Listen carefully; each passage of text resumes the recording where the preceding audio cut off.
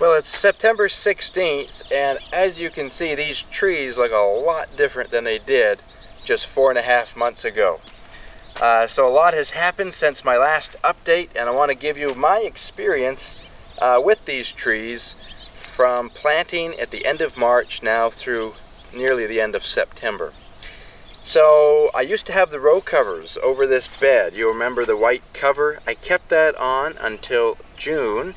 And early June, I removed that plastic sheet as some of the trees and the leaves are starting to push out on it and to touch that.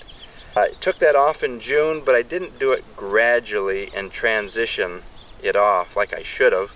And so what that did is really stress the trees for that period after I took the cover off.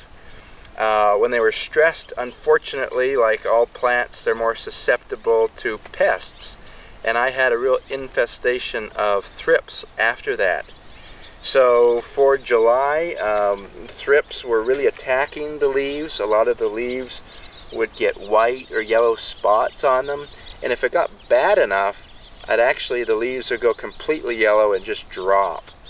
I sprayed with neem oil on 3 occasions at 1-week intervals, starting June 26th. And so June 26th, and the next week, and the next week, and that really eliminated the thrips completely.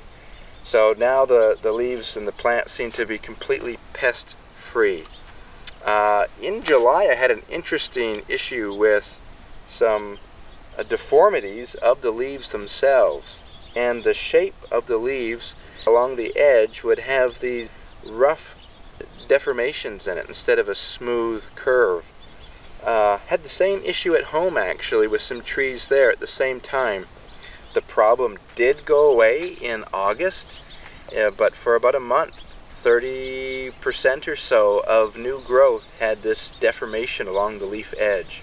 Early August started getting the flowers coming out on the trees, and at the end of August I saw my first seed pods start emerging from those flowers. So now, a few weeks later, 3 weeks later, some seed pods are 2 feet long on the tree, and they really come from the taller trees that you see here. I know I had told you earlier I was going to harvest these leaves for a test, and as you can see, I really haven't cut down the trees at all at this point.